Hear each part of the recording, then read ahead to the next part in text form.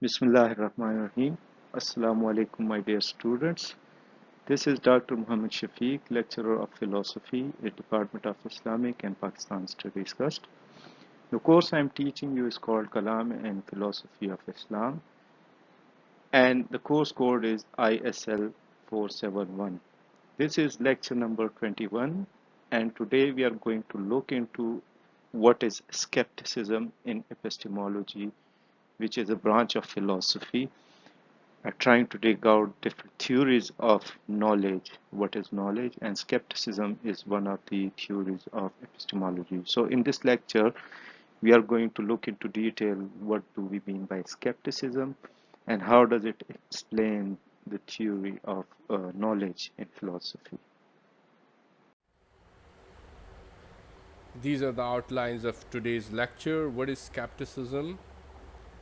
Uh, what's the meaning of skepticism? What's the root of the word skepticism?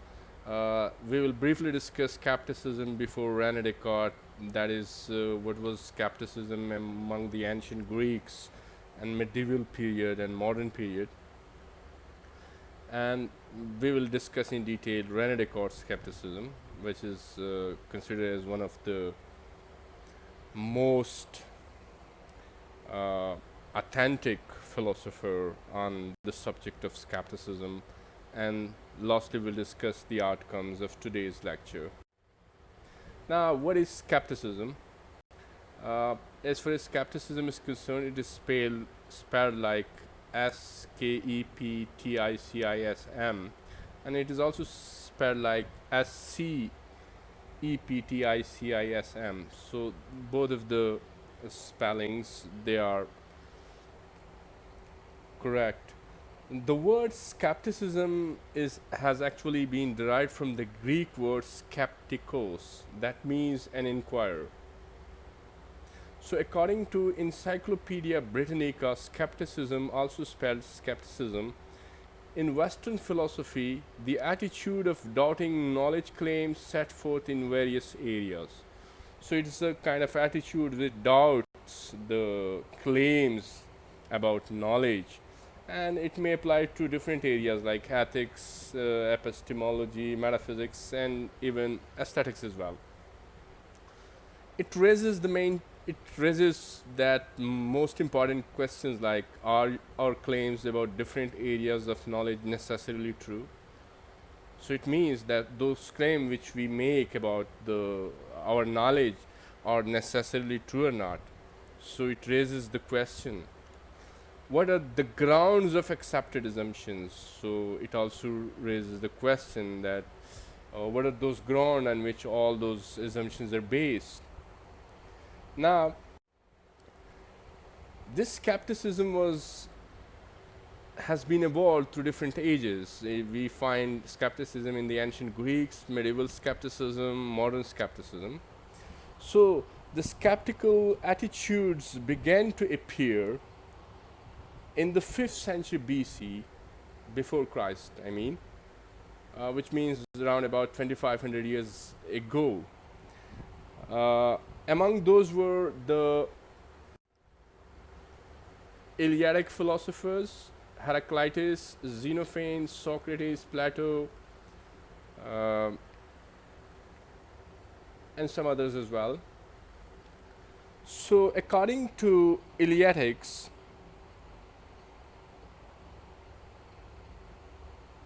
there is no existence of the plurality of change. The Eleatics actually considered reality as something static one. They rejected the notion of the plurality of change. We also have Heraclitus. Heraclitus is a famous philosopher among Greeks, and he's famous for his very notion of change. According to Heraclitus, all is flux, which means everything is changing. As you might have heard about his famous saying that we cannot step twice in the same river. One cannot step twice in the same river, because if you step in the same river the second time, that river has already changed, because that the water has changed. So So for Heraclitus, everything is changing, everything is in continuous flux, all is flux actually. And next to him is Xenophon. He was a famous philosopher of the Greek area, a wonder poet as well, who doubted whether we could distinguish true from false or not.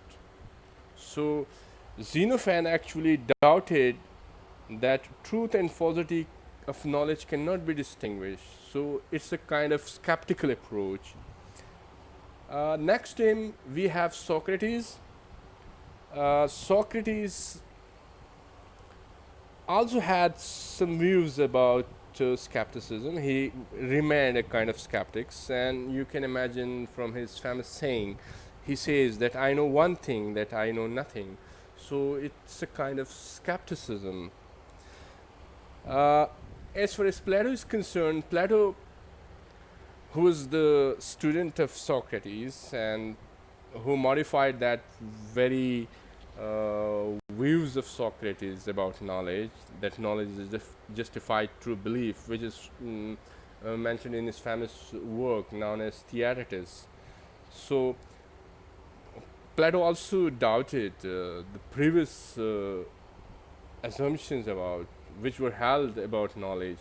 He also doubted. So we find somewhere we find kind of skepticism in Socrates and Plato.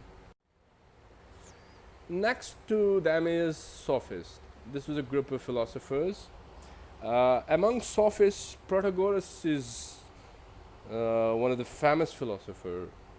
And Protagoras believed that man is the measure of all things. According to him, man sets the criteria. A person sets the criteria. So this very dictum of Protagoras, man is the measure of all things, it implies a kind of subjectivism. It implies a kind of subjective knowledge. It means that the views are not ultimately or objectively true, but each view is actually merely one person's opinion. So there is no objectivity of knowledge.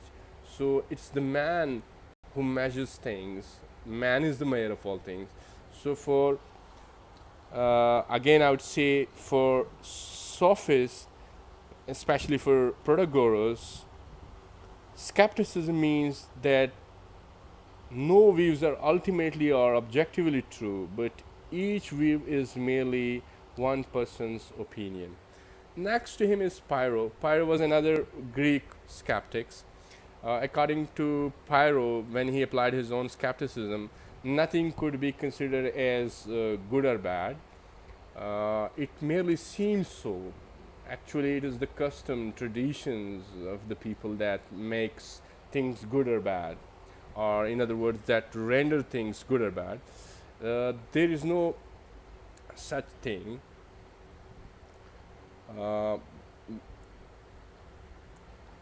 Nothing can be good or bad in its own self, but it's the custom, the laws, the tradition that make it good or bad. Next to him is Gorgias. He was and perhaps he's one of the most very much clear and most dominating skeptic among Greek period. According to Gorgia, nothing exists. He actually doubted the existence. And Gorgia has his famous arguments. Nothing exists. If something exists, it could not be known. So if existence has its existence, then it cannot be known. Now, if it could be known, again he says it could not be communicated. So it means there is no possibility. What is out there actually in the universe, in the world. So he actually doubted existence. So students, as far as skepticism in the medieval period is concerned, in the medieval period we have Saint Augustine, Al-Ghazali, Judah Halabi, and William of Ockham. In the Middle Ages, Uh, it was Saint Augustine who was influenced by Cicero's views. He had a philosophy of faith-seeking understanding, criticizing other views of the medieval discussion. So he criticized those medieval views which were prevalent in his times, and he has its own philosophy, and that was based actually on faith-seeking understanding. Next to him is Al-Ghazali. He's the famous philosopher of the Muslim history. Ghazali contributions to the world of philosophy are enormous. In Islamic Spain, Ghazali is the most notable philosopher who criticized the previous philosophical views of the Greek philosophers like Aristotle, and he criticized Averroes, what we call as Ibn Rushd, and Ibn Sina, views of Ibn Sina, who were influenced by Aristotelian philosophy. Uh, Apart from that, Ghazali has its own understanding of causality. For Ghazali, there is no logical necessity between what we consider cause and effect. It's a kind of semblance. So, as far as knowledge acquisition is concerned, Ghazali views are totally different from the rest of the philosophers, and it very much resembles to the views of David Hume. Though David Hume came later on, but Ghazali was the pioneer of that, what we call challenging the causal notion or the views of cause and effect. So he challenged those views, and he gave a new dimension to that previously held views. Next to him is uh, who was a contemporary, that is Judah Halawi, who was a contemporary of Al-Ghazali. Uh, Judah Halawi, who challenged Aristotelian view in order to accept religious truth on the basis of mystical truth. So he challenged Aristotle, the views of Aristotle, and he was of the view that truth in religion is ultimately based on faith. Truth in religion is ultimately based on faith rather than reasoning or evidence. So he was against those evidences or reasoning which are against religious faith. So, and he developed a doctrine that is known as fideism. Next to him is William Ockham.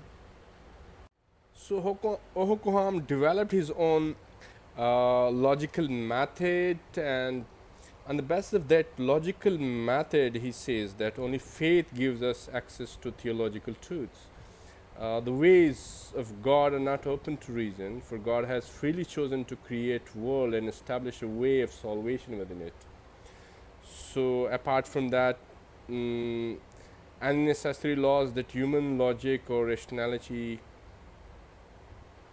can cover, they are not possible. Uh, they are actually, these are the ways given by God. So he was a kind of skeptic in a sense, because he has its own methodology, challenge the previous assumptions of the then theology. Students, as far as skepticism is concerned, René Descartes is one of the most famous philosopher, famous for skepticism. So he's considered as one of the pioneer of modern skepticism. Uh, René Descartes actually contributed to geometry as well, and he has this famous method that is known as method of doubt. He says, doubt everything that is possible to doubt. So, uh, in this very simple dictum, that actually whatever is possible to doubt, we should doubt it. We should not blindly believe in principles or in assumptions, because doubt is something that is of great importance. Unless and until we doubt it, any principle or assumption, we are not able to have a certain knowledge about that particular principle or assumption. So in order to doubt the external world, or in order to doubt the reality, Descartes thought it very important that first of all he should doubt himself, whether he really exists or not. So there is a phrase that is known as "I think, therefore I am." Cogito ergo sum. I think, therefore I am. I doubt, therefore I am. Debito ergo sum. Uh, if you think, suppose if somebody asks me, why do you exist? I would say, I think, therefore I am, because I'm a self who can think, who can will. So this is one of the arguments through which I can prove my existence. But he was actually in favor of the method of doubt. Now, if I say I doubt, therefore I am, suppose if I doubt myself that I don't exist, so who is doubting? I'm doubting. From doubting is again obvious that I exist. So if I say I doubt that I don't exist, so in this very sentence, who is doubting? I am doubting. So again, my existence is proved. So next to it, Descartes has a famous dream argument, the dream argument, in which he says that as far as reality is concerned, it is too much complex. We are not able to differentiate between what is true and what is false, because most of the time people don't doubt. Uh, and he applied that argument of the dream argument on the life of human beings, because now suppose that now I am recording a lecture. So according to Descartes, I might uh, I might be dreaming. It's not the real. I am not awaking, but I might be dreaming. So actually, he wanted to say that there is no conclusive evidence in order to differentiate between what is dream life and what is real life, because most of the things, they are very much common between dreaming life and a waking life. When one is awake, one may have a perception. In dreams, one may have a perceptions, or one may have some feelings. So there is no conclusive evidence in order to differentiate between what is being dreamt or what is being pursued as something real. But in the latter part of his famous book, uh, Meditation, he says, but when I distinctly see where things come from and where and when they come to me, and when I can connect my perception of them with my whole life without a break, then I can be certain that I want to encounter these things. I am not asleep but awake. So, uh, this dream argument is actually focused on whether we human beings are asleep or awake. For Descartes, in meditation, he has a very lengthy discussion about that we might be asleep and suddenly we come to know that we were having a long dream, a very lengthy dream, and what we were considering as real world, that is not actually real, that is a dream world.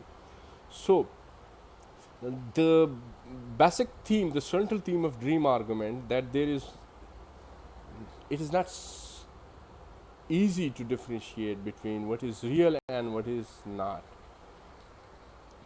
Next to it is he has the another argument. The second one, that is the evil demon.